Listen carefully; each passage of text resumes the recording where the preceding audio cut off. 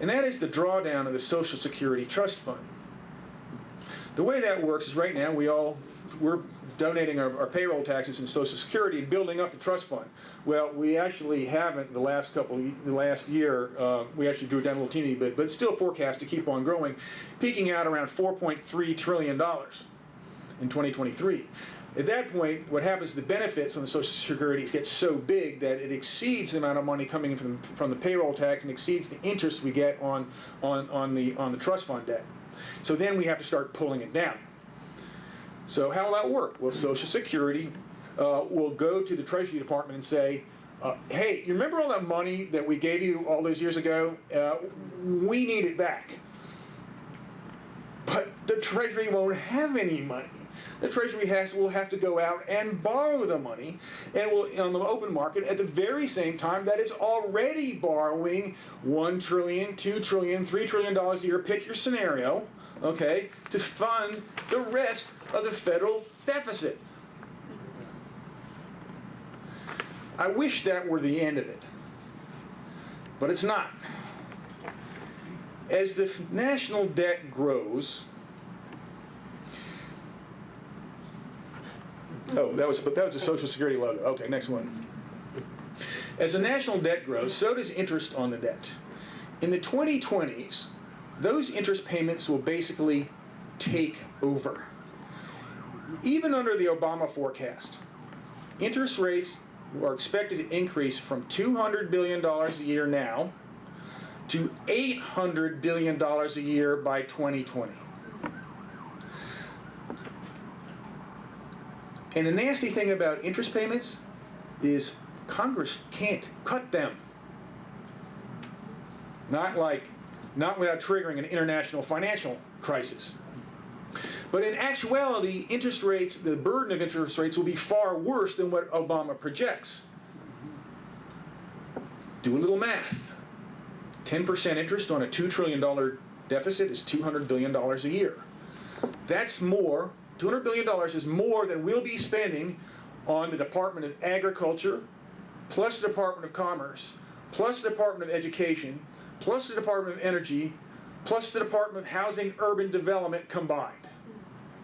Just 1 year's interest on 1 year's deficit. That will hollow out the government in a real big hurry. It's the flip side of the miracle of compound interest. When you're the world's largest debtor, it's the horror of compound interest.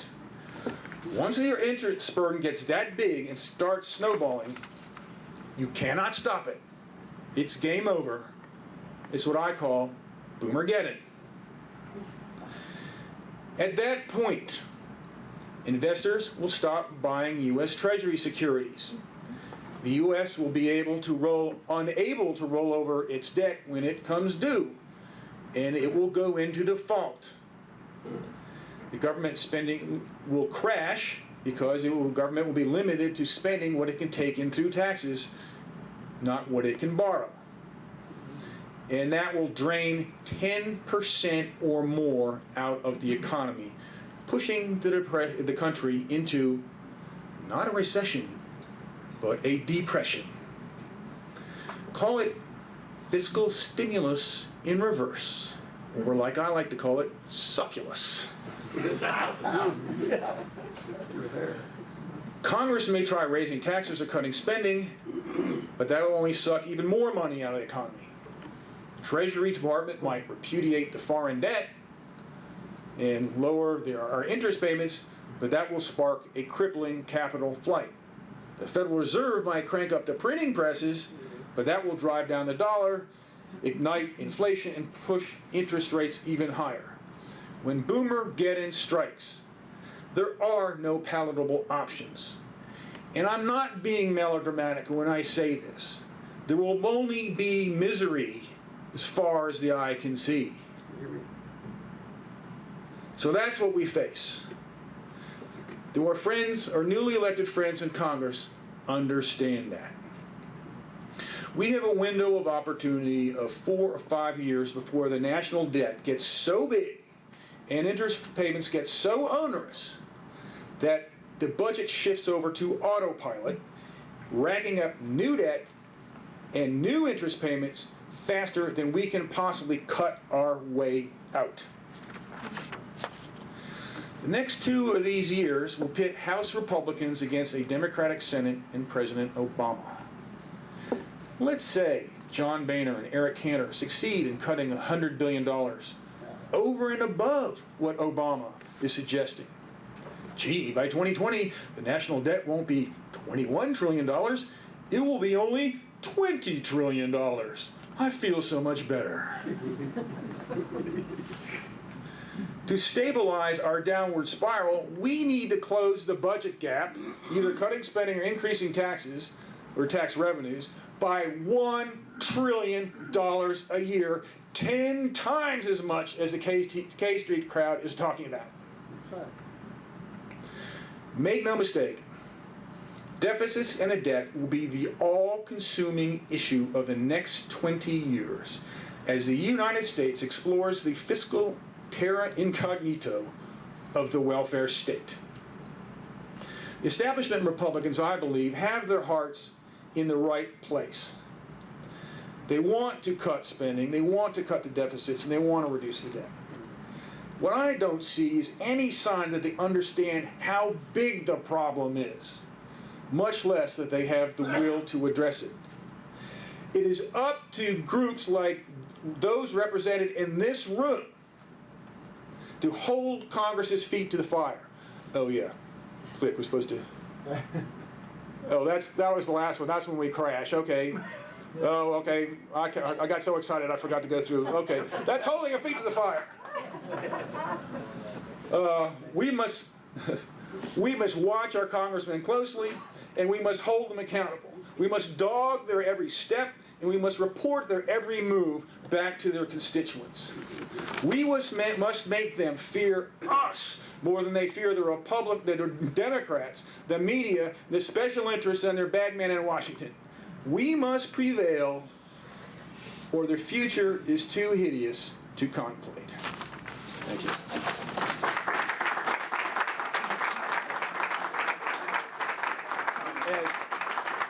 And if you'd like a little light nighttime reading, I brought some copies of Boomergeddon along that you can buy after the show. I'll sign those for you. I couldn't really see the slides from where I was sitting. I thought that last slide was a Klan rally there for a minute. But we got time for a couple of questions. Yes, Wayne. Do you think what Britain is doing is going to help resolve their problems? They're supposedly cutting spending by 25%. Yes, they are. I mean, Britain has really gone way out ahead of us, and they're biting the bullet. And it's going to be a huge test. The risk they run is they're cutting spending so much that you kind of get a Keynesian effect. You rip 6% of budget deficits or whatever, 8%, whatever it is in the UK, out of the economy. That's a lot of spending that runs the risk of pushing them back into a recession. That's the risk. On the other hand, what they're gambling, and it may apply to us, what they're hoping is that by putting a credible program, fiscal program into effect, that they will restore enough confidence in the private sector. The private sector will feel good about, instead of just sitting on all their money and kind of like crouching into a fetal position, they'll feel good about spending again and investing again, and then that may counteract the Keynesian piece. So let's all hope that the Brits pull it off, because that will give us a lot of heart if we try to do the same thing. Right next to Wayne. I can't see you from here. Yes. I have a suggestion for your next book topic, is perhaps going back and using the original U.S. Constitution, and as you were trying to compare the year's interest rate to the budgets of urban development, urban housing and all of, well, the original Constitution didn't have those things. They're all of the feel-good programs that fall right into the same category as the 3 stupid amendments, pardon me, for, that were on this year's in Virginia ballot. Let's go back. I mean, let's put entrepreneurship back into creative thinking, let's pull the plug. You Yeah. know what happens when a family goes bankrupt? My first husband went bankrupt, my second husband went bankrupt. We had to start all over. Why can't our nation do it as the republic that Ben Franklin said it was going to be difficult to hold? Well, I totally agree with you. And it's like, and this whole idea of rolling back spending to pre-stimulus, pre-bailout levels. No, let's roll it out to pre-Great Society, pre-New Deal levels. That's what I think of. Yeah.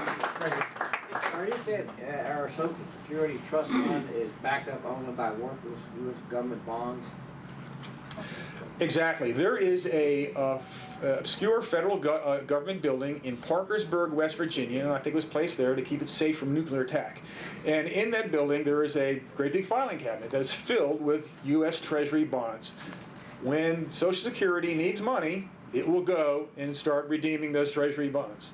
And so therefore, doesn't matter how actuarially sound we make the Social Security Trust Fund, if the people who are going to be paying back those bonds can't pay them back, doesn't matter.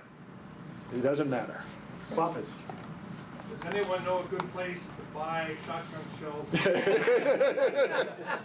But actually, are you saying this will reach this point of, in a sense, no return about how long? About 2020 or? You know, it's unpredictable, and it depends upon too many things that it's impossible to predict. When I was writing it, when I first started writing Boomergeddon, which is about a year ago, I felt like I was going out on a limb. And actually, if you go to Amazon.com and still see my subtitle that says, when the federal government goes bankrupt by the year 2025 to 2030. As I kept on writing it and we finally got it published, I was thinking, you know, that's pushing it out too far. I was thinking maybe by 2025. And so it could be even sooner. I mean, each headline, I mean, this QE2, this nonsense, it's like you have to start a run on the dollar. I mean, this could precipitate all sorts of things. I mean, it could all fall apart a lot faster. So I'm on the gloomier side, they are on the optimistic side. Rick? Does your figures include the off-budget costs of American foreign adventurism and fighting wars overseas and having troops in 130 different foreign countries?